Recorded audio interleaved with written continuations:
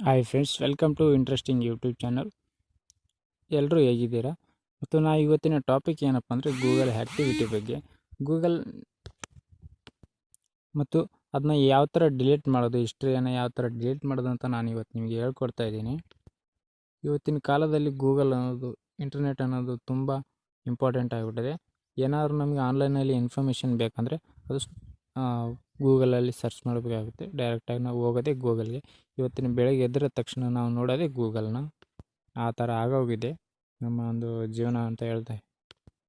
ನಿಮ್ಮ ಒಂದು Gmail I D ಏನಾದರೂ ನಿಮ್ಮ ಒಂದು ಮೊಬೈಲ್ ಫೋನಲ್ಲಿ ಲಾಗಿನ್ ಆಗಿಬಿಟ್ಟು ನೀವೇನಾದ್ರು ಗೂಗಲಲ್ಲಿ ಸರ್ಚ್ ಮಾಡಿದ್ರೆ ಅಂದರೆ ಅದು ನಿಮ್ಮ ಎಲ್ಲ ಏನೇನು ಸರ್ಚ್ ಮಾಡಿದ್ದೀರಾ ಮತ್ತು ನಿಮ್ಮ ಮೊಬೈಲಲ್ಲಿ ಲಾಗಿನ್ ಆಗಿದ್ದರೆ ನೀವು ಯಾವ ಆ್ಯಪನ್ನು ಯೂಸ್ ಮಾಡಿದ್ದೀರಾ ಮತ್ತು ಏನನ್ನು ಯಾವ ಥರ ಸರ್ಚ್ ಮಾಡಿದ್ದೀರಾ, ನೀವೇನು ವಾಯ್ಸ್ ಸರ್ಚ್ ಮಾಡಿದ್ದೀರಾ ಅಂತಲೂ ಅದು ತುಂಬ ಕೇರ್ಫುಲ್ಲಾಗಿ ಸೇವ್ ಮಾಡಿಟ್ಕೊಂಡಿರುತ್ತೆ. ನೀವೇನಾದರೂ ಗೂಗಲ್ ಕ್ರೋಮಲ್ಲಿ ಹೋಗ್ಬಿಟ್ಟು ಹಿಸ್ಟ್ರಿ ಡಿಲೀಟ್ ಮಾಡಿದರೆ ಆಗೋಯ್ತು ಅಂದ್ಕೋಬೇಡಿ. ಗೂಗಲ್ ತಾನಾಗಿ ಬೇರೆದಾಗಿ ಸೇವ್ ಮಾಡಿಟ್ಕೊಂಡಿರುತ್ತೆ. ಅದನ್ನು ನಿಮಗೆ ನಾನು ಇವತ್ತು ತಿಳಿಸ್ಕೊಡ್ತಾಯಿದ್ದೀನಿ.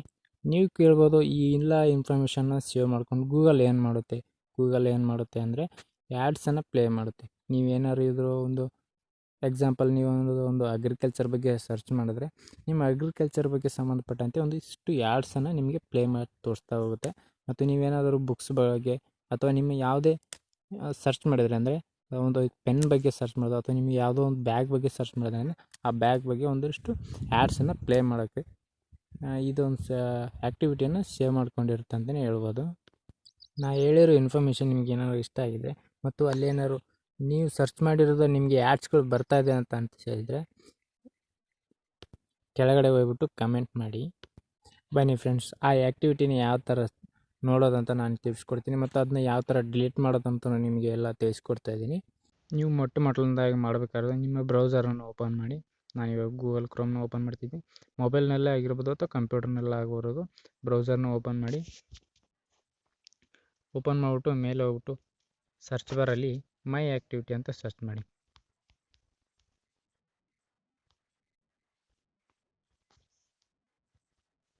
ಮೈ ಆ್ಯಕ್ಟಿವಿಟಿ ಅಂತ ಸರ್ಚ್ ಮಾಡಿದ ತಕ್ಷಣ ಫಸ್ಟ್ನೇ ಲಿಂಕ್ ಬರುತ್ತೆ. ಇಲ್ಲಿ ಅದ್ರ ಮೇಲೆ ಕ್ಲಿಕ್ ಮಾಡ್ಕೊಳ್ಳಿ. ಓಪನ್ ಮಾಡಿ. ಇಲ್ಲಿ ನೋಡಿ ಫ್ರೆಂಡ್ಸ್, ಈ ಥರ ಇಂಟರ್ಫೇಸ್ ಓಪನ್ ಆಗುತ್ತೆ. ನೀವೇನಾದ್ರು ಗೂಗಲ್ನ ಅಕೌಂಟ್ನ ಲಾಗಿನ್ ಆಗಿದಿಲ್ಲ ಅಂದರೆ ಲಾಗಿನ್ ಮಾಡಿ. ಲಾಗಿನ್ ಆದ ತಕ್ಷಣ ಈ ಥರ ಇಂಟರ್ಫೇಸ್ ಓಪನ್ ಆಗುತ್ತೆ. ಇಲ್ಲಿ ನೋಡ್ಬೋದು ಫ್ರೆಂಡ್ಸ್, ನೀವು ಏನೇನು ಸರ್ಚ್ ಮಾಡಿದ್ದೀರಾ ಗೂಗಲಲ್ಲಿ ಎಲ್ಲ ನಿಮ್ಮ ಒಂದು ಇನ್ಫಾರ್ಮೇಷನ್ ಅಥವಾ ವಾಯ್ಸ್ ಓವರ್ ಏನಾದ್ರು ಸರ್ಚ್ ಮಾಡಿದರೆ ಅದನ್ನು ತೋರಿಸುತ್ತೆ. ಪ್ಲೇ ಕೂಡ ಮಾಡ್ಬೋದು. ನೋಡಿ, ನಿಮ್ಮ ಫೋನಲ್ಲಿ ಯಾವ ಪ್ಲೇಸ್ಟೋರ್ಗೆ ಹೋಗಿದ್ದೀರಾ ಅಥವಾ ನೀವೇನಾದ್ರು ಯಾವುದಾದ್ರು ಆ್ಯಪ್ ಇನ್ಸ್ಟಾಲ್ ಮಾಡ್ಕೊಂಡಿದ್ದೀರಾ ಎಲ್ಲನೂ ಇನ್ಫಾರ್ಮೇಷನ್ ಇದರಲ್ಲಿ ಇರುತ್ತೆ ಅಂತಲೇ ಹೇಳ್ಬೋದು. ಇದು ಸೇವ್ ಮಾಡ್ಕೊಂಡಿರುತ್ತೆ. ಅದು ನಮಗೆ ಗೂಗಲ್ ನಮಗೆ ಹೇಳುತ್ತೆ, ಬಟ್ ಹೈಡಾಗಿ ಏನೂ ಇಟ್ಟಿಲ್ಲ. ಬೇರೆಗಳು ಆ್ಯಪ್ಗಳೆಲ್ಲ ಸ್ವಲ್ಪ ಹೈಡಾಗಿ ಇಡ್ತಾವೆ ಅಂತಲೇ ಹೇಳ್ಬೋದು. ಗೂಗಲ್ ಮಾತ್ರ ನಮಗೆ ತೋರಿಸುತ್ತೆ. ಇದನ್ನು ಯಾವ ಥರ ಡಿಲೀಟ್ ಮಾಡೋದಪ್ಪ ಅಂದರೆ ಇಲ್ಲಿ ಮೇಲ್ಗಡೆ ಕಾಣಿಸ್ತಾ ಇದೆ ನೋಡಿ, ತ್ರೀ ಡಾಟ್ಸ್ ಮೇಲೆ ಕ್ಲಿಕ್ ಮಾಡಿ. ಡಿಲೀಟ್ ಆ್ಯಕ್ಟಿವಿಟಿ ಬೈ ಅಂತ ಇದೆ ನೋಡಿ, ಇಲ್ಲಿ ಕ್ಲಿಕ್ ಮಾಡ್ಕೊಳ್ಳಿ. ಇಲ್ಲಿ ಬಂದರೆ ಕಾಣಿಸ್ತಾ ಇದೆ ನೋಡಿ ಫ್ರೆಂಡ್ಸ್. ಲಾಸ್ಟ್ 1 hour ಮಾತ್ರ ಡಿಲೀಟ್ ಮಾಡಬೇಕಂದ್ರೆ ಮೇಲಿಂದ ಫಸ್ಟ್ನೇ ಆಪ್ಷನ್ ತೊಗೊಳ್ಳಿ. ಲಾಸ್ಟ್ ಡೇ ಅಂದರೆ 24 hours ಏನು ಡಿಲೀಟ್ ಮಾಡಬೇಕು ಅಂದ್ಕೊಂಡ್ರೆ ಈ 1 day ಅಂತ ತೊಗೊಳ್ಳಿ. ಇಲ್ಲಾಂದರೆ ಆಲ್ ಟೈಮ್ ಬೇಕಂದರೆ ಆಲ್ ಟೈಮ್ನ ಸೆಲೆಕ್ಟ್ ಮಾಡ್ಕೊಳ್ಳಿ. ಇಲ್ಲಿ ಕಸ್ಟಮೈಸ್ ರೇಂಜ್ ಅಂತಿದೆ, ಇಲ್ಲಿ ಕ್ಲಿಕ್ ಮಾಡಿಕೊಂಡ್ರೆ ನೀವು ಈ ಡೇಟಿಂದ ಆಫ್ಟರ್ ಮತ್ತು ಬಿಫೋರ್ ಈ ಡೇಟ್ನವರೆಗೂ ಎಲ್ಲಿವರೆಗೂ 1 ತಿಂಗಳು ಬೇಕು ಅಥವಾ 2 ತಿಂಗಳು ಬೇಕು, ಎಲ್ಲಿಂದ ಯಾವ ಡೇಟಿಂದ ಯಾವ ಡೇಟಿಗೆ ಡಿಲೀಟ್ ಮಾಡ್ಬೇಕು ಅಂದ್ಕೊಂಡ್ರೆ ಇದನ್ನು ತೊಗೊಳ್ಳಿ ಕಸ್ಟಮೈಸ್ ರೇಂಜ್ ಅಂತ. ಆಲ್ ಟೈಮ್ ಡಿಲೀಟ್ ಮಾಡ್ಬೇಕು ಅಂದ್ಕೊಂಡ್ರೆ ಈ ಆಲ್ ಟೈಮ್ ಮೇಲೆ ಕ್ಲಿಕ್ ಮಾಡ್ಕೊಳ್ಳಿ ಫ್ರೆಂಡ್ಸ್. ಇಲ್ಲಿ ಕ್ಲಿಕ್ ಮಾಡ್ಕೊಂಡ ತಕ್ಷಣ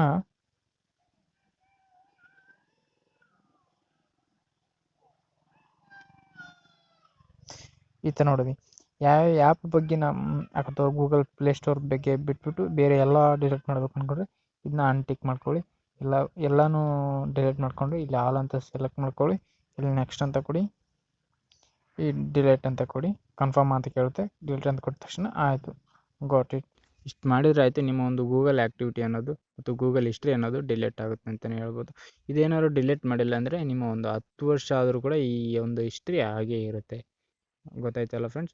ಈ ಗೂಗಲ್ಗೆ ಯಾವ ಥರ ಸ್ಯಾಲ್ರಿ ಬರುತ್ತೆ, ಗೂಗಲ್ಗೆ ಎಲ್ಲಿಂದ ದುಡ್ಡು ಬರುತ್ತೆ ಅಂತಲೇ ಕೇಳ್ಬೋದು ನೀವು. ಗೂಗಲ್ಗೆ ಈ ಒಂದು ಆ್ಯಡ್ಸ್ನ ಪ್ಲೇ ಮಾಡೋದ್ರ ಮೂಲಕ ಗೂಗಲ್ ಒಂದು ದುಡ್ಡು ಬರುತ್ತೆ ಅಂತಲೇ ಹೇಳ್ಬೋದು. ಗೂಗಲ್ ದುಡ್ಡು ಮಾಡುತ್ತೆ ಅಂತ ಹೇಳ್ಬೋದು.